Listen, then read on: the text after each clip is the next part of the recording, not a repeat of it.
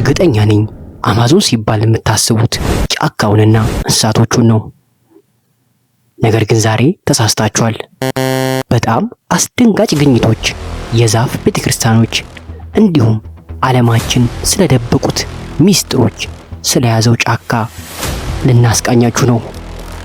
ሰላም ውድ የዓለም ገበያ ቤተሰቦቻችን፣ ዛሬ የምናያቸው 10 አስፈሪና አስገራሚ አማዞን ጫካ ውስጥ ስለተገኙ ግኝቶችን ልናስቃኛችሁ ነው። እስከ መጨረሻው አብራችሁን ቆዩ እያልን ቪዲዮን እንጀምራለን።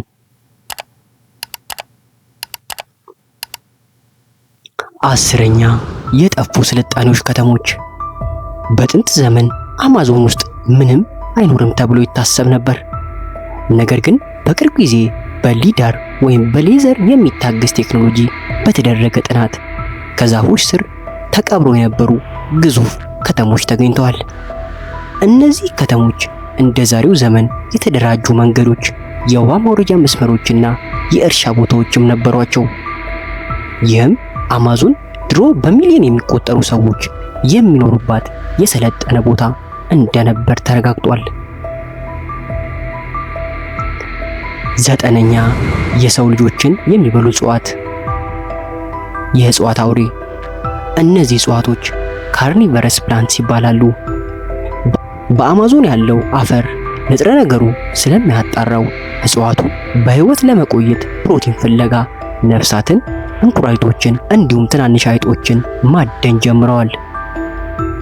ተለጣፊ ፈሳሽ ወይም እንደ ወጥመድ የሚከድን ቅጠል በመጠቀም እንስሳቱን በቶሎ ይዛሉ።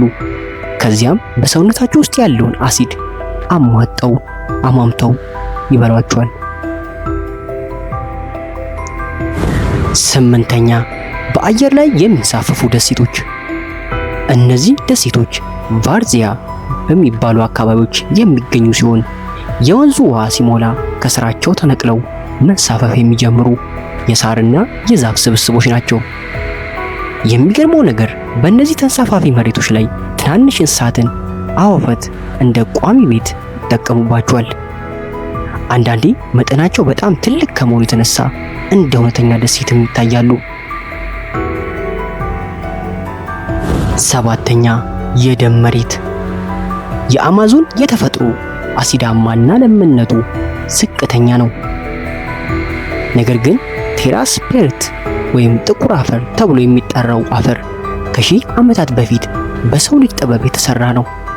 የጥንት ሰዎች ፍም፣ የአጥንት ስብርባሪና የፍርፋሪ ተረፈ ምርቶችን በመቀላቀል እጅግ ለም የሆነና ራሱን የሚያድስ አፈር ፈጥረዋል።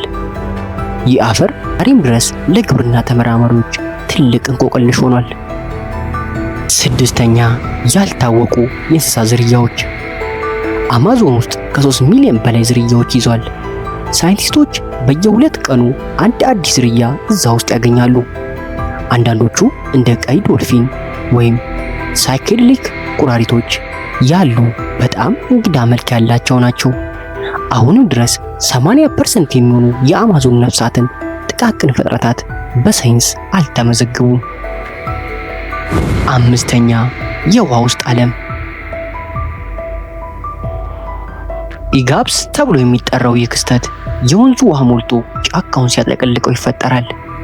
ዛፎቹ በውሃ ውስጥ ሆነው ማደግ ይችላሉ። በዚህ ጊዜ አሳዎች በዛፎች ቅርንጫፉ መካከል እየዋኙ ከዛፎች የሚረግፉ ፍራፍሬዎችን ይመገባሉ። ይህም በዓለም ላይ ካሉ እጅግ ልዩ ስነ ምህዳሮች አንዱ ያደርገዋል። 4ኛ የዛፍ ቤተክርስቲያኖች። እንደ ካፖክ ያሉ ግዙፍ ዛፎች እድሜያቸው ሲገፋ ውስጣቸው በባዶነት ሊቀየር ይችላል። እነዚህ ዛፎች በአማዞን ለሚኖሩ ጎሳዎች መንፈሳዊ ትርጉም አላቸው።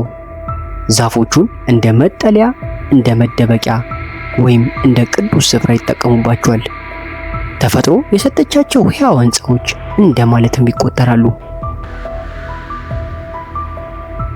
3ኛ አዲስ የመድኃኒት ምንጮች። አማዞን የዓለም ፋርማሲ ይባላል። በአሁኑ ሰዓት የምንጠቀማቸው ዘመናዊ መድኃኒቶች 25% የሚሆኑት የሚሰሩት ከዚሁ ከዝናብ ደን እጽዋት ነው። ነገር ግን እስካሁን ምርመራ የተደረገባቸው 1% ያነሱት እጽዋት ላይ ብቻ ነው። ይህም ማለት ለብዙ የሚፈውስ በሽታዎች መድኃኒቱ ገና አልተገኘም እንጂ ከዚያው ደን ውስጥ የኤችአይቪ እንዲሁም የካንሰር መድኃኒትም ሊኖር ይችላል።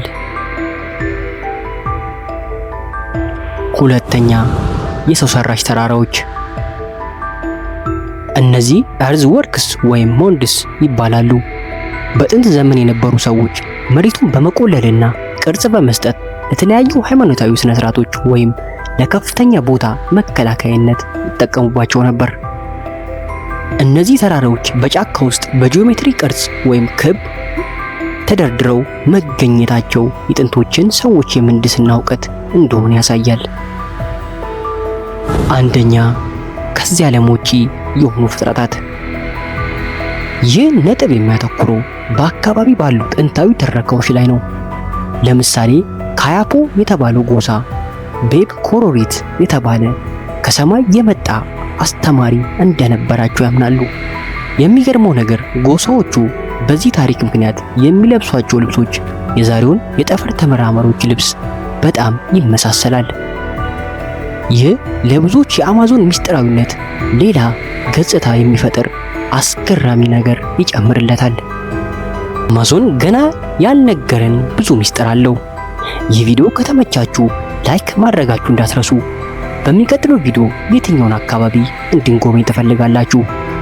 ሰብስክራይብ አድርጋችሁን በቀጣይ ቪዲዮ እስከምንገናኝ ድረስ ቸር ያቆየን።